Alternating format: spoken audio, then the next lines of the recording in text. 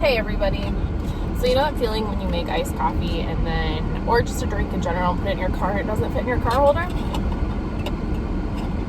Okay, so this vlog was going to be Summerween, and then like I said in one of my other videos that, like I will say in one of my videos, that didn't happen. I kind of failed at Summerween, but we went on vacation, so I'm not really that upset about it. So what this is actually going to be is it's going to be a video of, sorry, you can probably hear all my air. What this video will actually be is going to be some Summerween mixed with vacation, mixed with what I've been reading lately. Because I was on vacation, I didn't really read a lot. So I did finish The Only One Left by Riley Sager. And then on vacation, I read The Boyfriend Candidate by Ashley Winstead. And this is actually the second book in this series, but because it's romance, they stand alone. I liked it. It was 3 stars. It's a political romance. It was okay, but really, this is just going to be a vlog of my trip with very minimal reading involved. Enjoy the Summerween vlogging, my week in the life, vlog 2 of the month, I guess, because I couldn't be organized for anything else. Hi, everyone. Okay, so it is day 1 of Summerween, and I love Summerween. This was like kind of what prompted me to start a booktube last year. This and then the Sun's Out, Books Out readathon are kind of what prompted me to start a booktube. I have a special place in my heart for Summerween, and it kind of is falling during a crazy time for me. We leave for vacation on the Tuesday of Summerween, and so I don't really know how much I'm going to be able to like fully devote to Summerween, but I'm gonna try. So I'm going to kind of go through my TBR for this. Some fit the prompts for Summerween and some don't, but mainly these are just some of the books I've been wanting to get to. So the first thing is reading a book at night, which is really easy for me to do because I read a book in the dark, which is very easy for me to do because I do read a lot on my Kindle at night when my husband falls asleep. So that one will be easy. One is read a thriller, and I have a few on here. So I am still reading The Only One Left by Riley Sager. I'm really liking it. And then I have A Flicker in the Dark by Stacey Willingham. I have heard really good things about this. So this is a book of the month. I would love to get that off my shelf. So this kind of counts as like both a horror and a thriller. It also has red and black on the cover, which are Halloween-y vibes. Halloween-y. I'm really mature, so sorry. But I have both Winter Counts, which is an Indigenous thriller, and then I have The Cabin at the End of the World by Paul Tremblay. I have heard good things about this, but I'm kind of freaked out about it. I don't know if I am up to watching the TV show, but if I read the book, that might help, or the movie. And then this one's just for funsies. I probably won't get to it during Summerween, but I need to get to it shortly, is The Murder of Mr. Wickham. This is like all of the characters of Jane Austen, which are in the same universe, and they're at a dinner party, bringing relatives from like a lot of different stories. Mr. Knightley and Emma are hosting the party, and then somebody kills Wickham. So it's kind of a series, I guess. There's another one, the like something of Mrs. Willoughby, that's also coming up, and we're reading that for a book club, and so I need to read the first one because I am the way that I am. So that is my Summerween TBR. I will try to vlog, but I just don't really know what this is gonna look like because we're traveling. So it could be that I do just this weekend for a Summerween vlog, and then I will do a vlog of our trip for sure, and we'll just kind of see what comes of that. I have a different stack of books I'd like to bring on my trip because they're set in the place that we're going. So I don't know if Summerween will cross over, but by the time this comes up, you'll know how I did it. So that's fun. Also, got my favorite sweatshirt on, even though it's hot out. I mean, it's actually cool today. It's like 70 and rainy, which is weird for Iowa in the summer, but I'll take it because it was like 92 degrees or something on 4th of July and it was miserable. So I'm here for this. Our air is off, the windows are open, and it's lovely. Here's my other TBR cart of just a whole bunch of things I would like to read or keep getting pushed around. But is the life of a booktuber and bookstagrammers. Yeah. Oh, and Threads launched this week. So if you're on Threads, it's connected on my Instagram. I'll figure out how to link that stuff when I go to post this video, but let's get started with Summerween.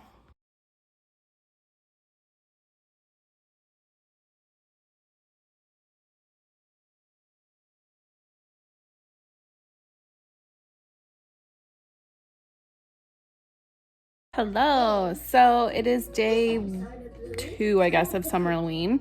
I have Blue Yon in the background. My toddler's sitting over here eating a sucker.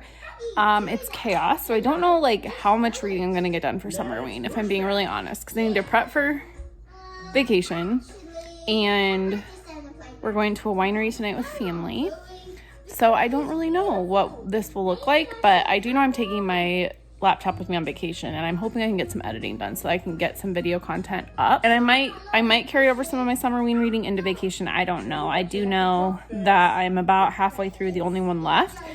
And at first I wasn't sure about it, and now I'm like really, really into it, and it's creeping me out in the way that Riley Sager does. I loved The House Across the Lake, and I know a lot of people didn't, but I really loved the twist at the end.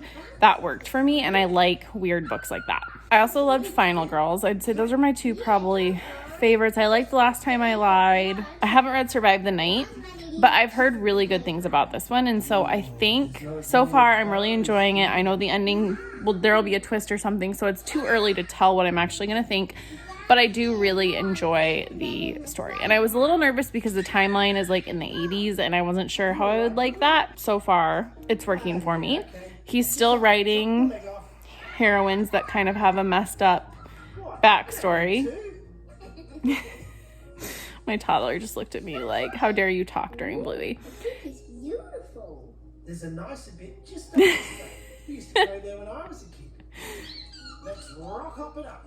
I don't really like putting his face on here, so I'm not going to show you guys. But anyways, so of course there's like a messed up character. There's another male character who, you know, is going to have a backstory. It's about Lenora Hope, who is like Lizzie Bourdain inspired. And right now we're just still kind of trying to figure out, like, I guess we're trying to figure out what Kit, the main character, she knows something funky is going on, but she's just not sure what, and she's still trying to get to know Lenora. So she's a caregiver for this Lenora / Lizzie Bourdain character who is confined to like a wheelchair and only has use of her left arm, but everyone thinks she murdered her whole family, and there's a rhyme. That's kind of where I'm at. It's Riley Sager. It just screams summer for me.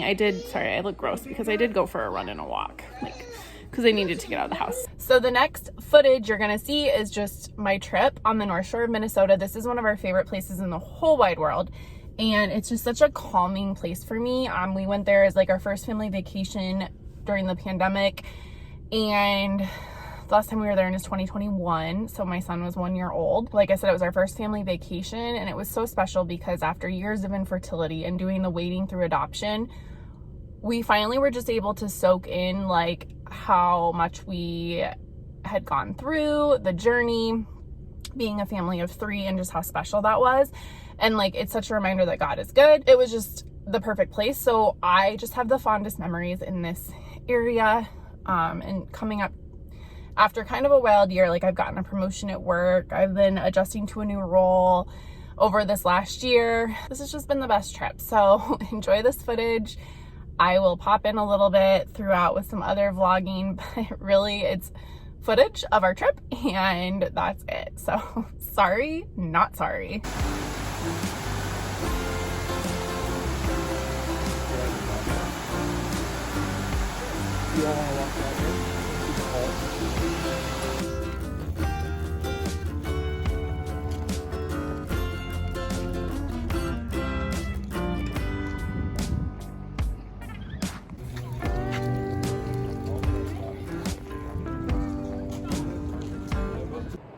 Good morning. So Summerween isn't gonna happen. I did finish the only one left. I stayed up super late 2 nights ago to finish it. Sorry, you're gonna get me holding this here. Maybe I'll find it better. Hold on.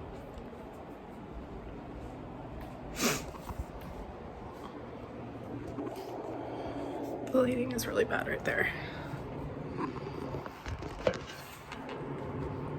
Okay. So I finished the only one left, and I think it was like a 3.75. I liked the twist at the end for Riley Sager, but I thought in the middle it drug a lot and it needed to be edited a lot. But all in all, it was really fun. It took me a lot longer to read than most, which is why I think it's a 3.75. So that's my Summerween.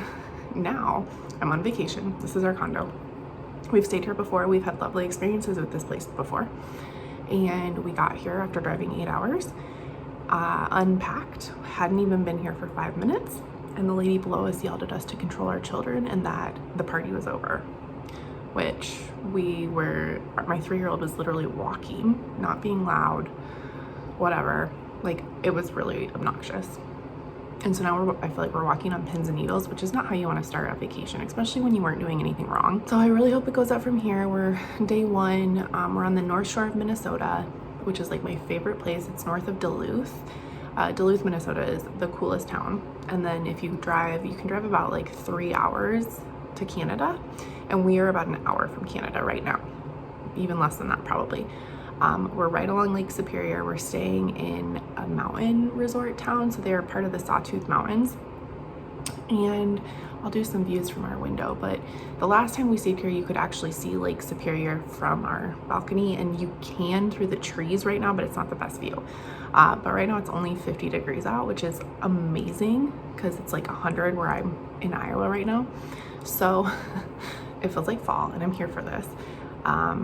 I brought a few books, 2 by Minnesota authors. One is Kitchens of the Great Midwest, and the other is This Tender Land. And hopefully I read those. I have my Kindle too. My child thinks it's a nightlight, so I didn't get much reading done last night. But yeah, hopefully our vacation looks up from here. We're gonna do tons of hiking. We're gonna go play at the lake and just have a really relaxed trip.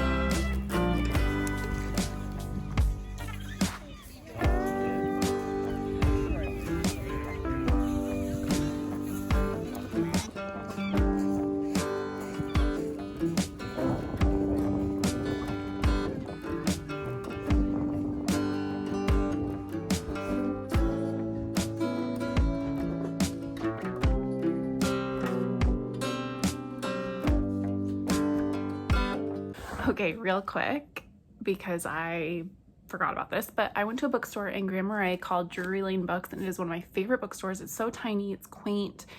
The staff is always wonderful, but I always try to support or buy authors that are local to that bookstore or that state. And so in Minnesota, you know, Louise Erdrich is huge, but also William Kent Kruger. This is the Cork O'Connor mystery series, and this is the book that started it all. Where Grand Marais is it's about 20 miles or so from the Canadian or the CA boundary waters. There's a US and Canada portion, and people can portage and canoe and camp and stuff up there. So it's a really big wilderness area. It's beautiful. This is the first book in that series, and I've just heard really wonderful things about it. And during that week or on vacation, I did start This Tender Land, and I'm about a fourth of the way in, and I'm really liking it. This also takes place in Minnesota, so I figured why not buy one of his books. The last time I was there, I bought The Lager Queen of Minnesota by J. Ryan Straddle. William Kent Kruger also has a book coming out this fall that I have on NetGalley, so I'm really enjoying this. He writes like nature really well. He kind of reminds me of Peter Heller, a little less literary than Peter Heller, but I just have heard wonderful things about him, and I do really like mysteries. And so this is a series kind of in the vein of like Louise Penny, where there's a ton of them in it. So I have quite a few books to sink my teeth into if I like it. So that's what I got. I also got my son a picture book about mucklucks and a bear that just wants to dance, but he has to hibernate. That was my trip in a nutshell. I hope you enjoyed this. And I cannot wait to go up there again and explore more.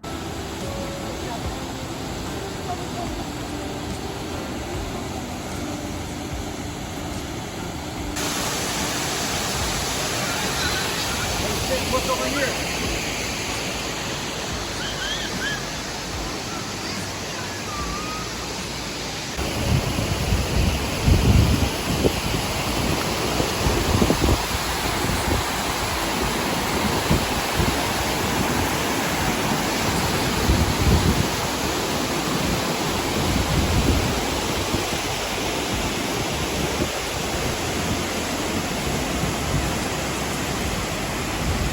So present day Kelsey here. That was my trip and all of that. Like I said, I read The Boyfriend Candidate.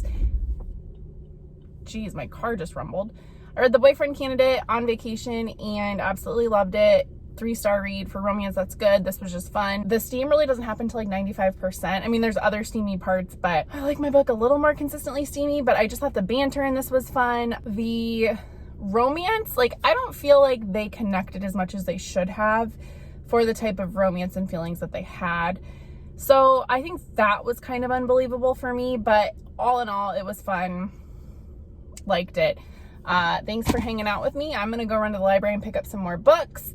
And until our next vlog, I'll see you later.